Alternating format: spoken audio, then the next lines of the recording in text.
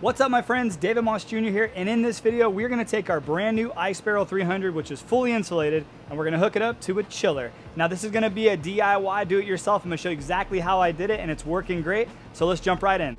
So first, let's take a look at this thing. The Ice Barrel 300 is amazing, and this is my setup. You do not have to make it look exactly the same way. What I was working with is a 1 horsepower chiller, which only allows for a 1-inch tube. So I had to make a few adjustments to this thing to make it work. I gave my 1/2 horsepower chiller away to a friend so he could get cold.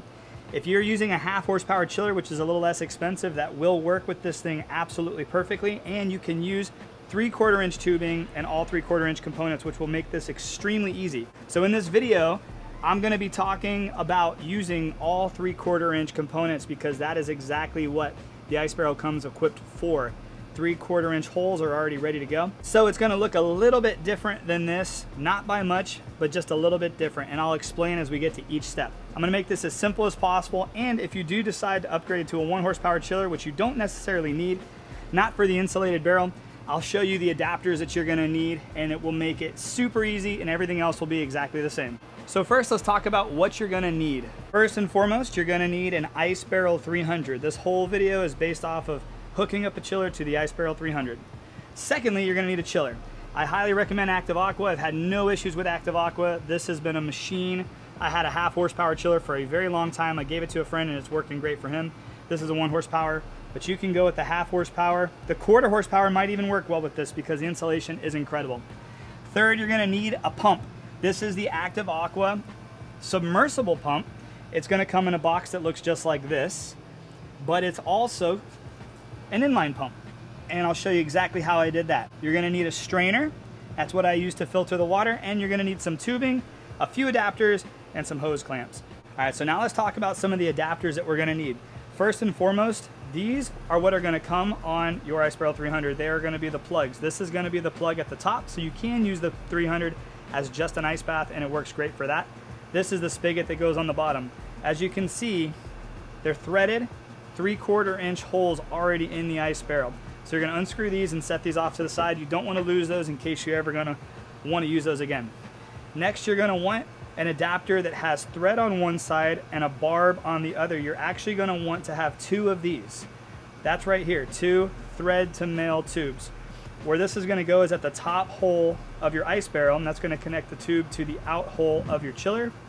And then the next one is gonna go on the other side of your strainer.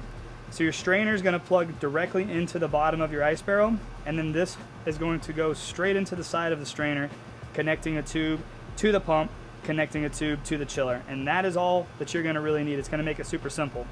Now let's talk about how we make our submersible pump and inline pump. So the front, which is going to look like this, actually just pops right off. And when you pop it off, it's super easy. It comes with a little adapter. It looks just like this. You're going to unscrew the front that's inside this little cover, and you're gonna screw back in this little barb, and that's gonna accept the hose, and then you're gonna be set up as an inline pump. The cool thing is, and one of the things to definitely take note of, is make sure that you've got water in your pump before you turn it on. Don't ever turn your pump on dry, it could burn your pump out.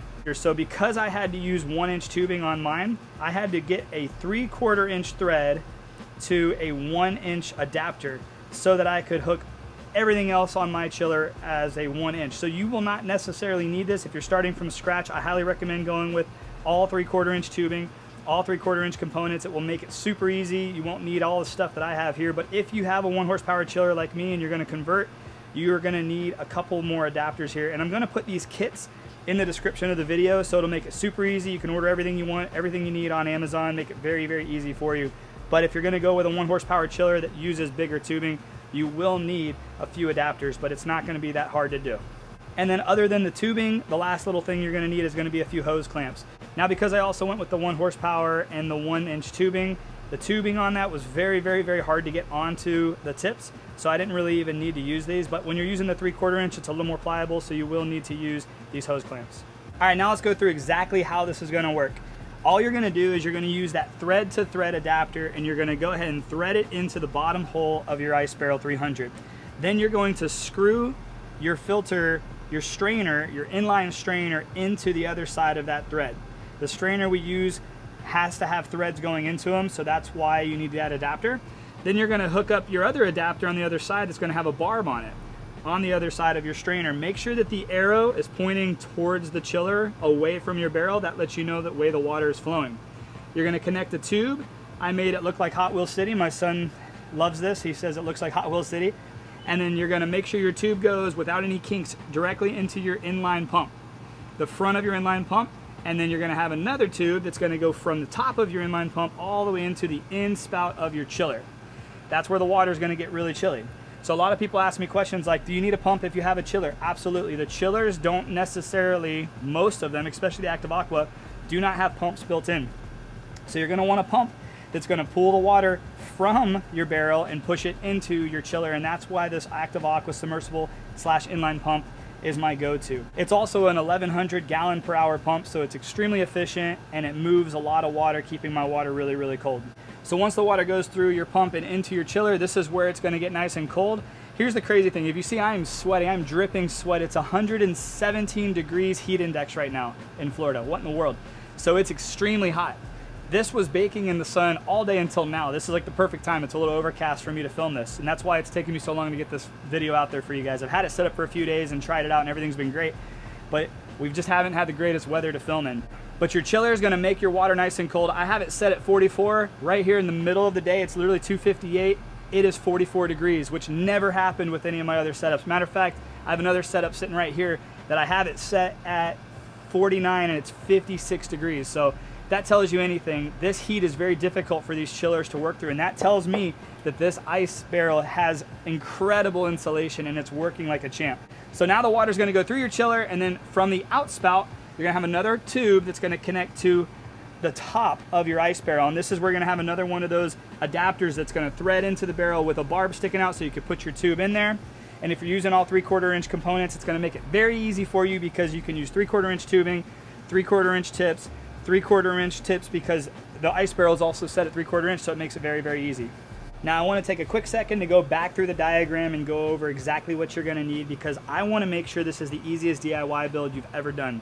So from the Ice Barrel 300, we're going to start from the bottom. You're going to get a thread to thread adapter, 3/4 inch. Go with 3/4 inch. You're going to get a 3/4 inch strain inline filter. I'm going to have a kit in the bottom of this description. It's going to make it super easy for you. From your strainer, you're going to have another thread to barb adapter, 3/4 inch to 3/4 inch. You're going to use a hose clamp, and it's going to connect a small tube with another hose clamp to your inline pump. The inline pump setup is super easy. Your inline pump has a power cord. That's what this little guy is. Then at the top of your inline pump, that's where the water is going to pump out through another tube with a hose clamp and another hose clamp into your chiller. Your chiller is also going to have a power cord. Down here is a GFCI cord. I highly recommend you use a GFCI cord. You can plug both of those in there, plug it into your wall, and you're good to go. Keeps you nice and safe. You can also turn it off with a push of a button. From your chiller, from the outspout, you're going to have another hose clamp and more tubing. This is going to be your longer tubing going into the top of the Ice Barrel 300 with another hose clamp and another thread to barb adapter. It is that easy. A lot of people make this really complicated, adding major pool filters, adding ozone. Listen, you can do all that if you really want to.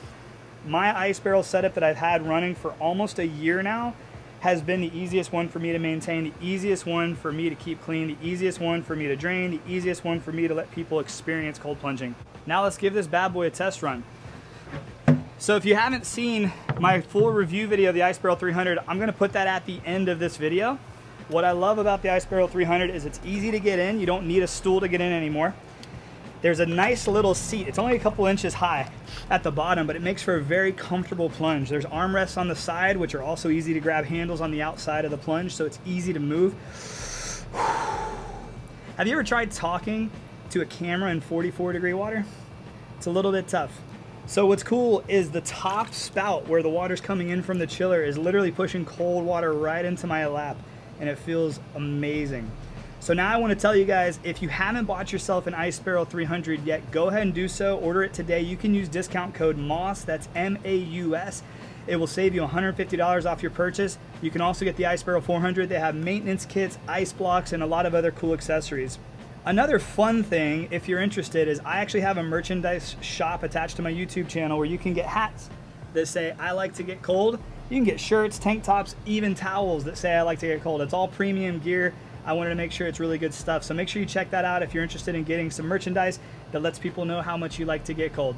And hey, maybe a do-it-yourself kit isn't what you're looking for and you just wanted to explore and see what this was gonna look like. At the bottom in the description of almost all of my videos, I have DIY kits for cold plunging. I also have affiliate links for all major cold plunge companies that I would recommend, including sauna companies, red light therapy, and a lot of other great health companies, including supplement companies that I would recommend. So make sure after this video you check out the links in the description below.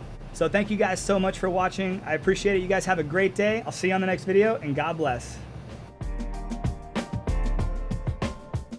Hey, thank you so much for watching. If this video is interesting to you and you want to check out my full review on the Ice Barrel 300, check it out right here. I'm going to post that video right here.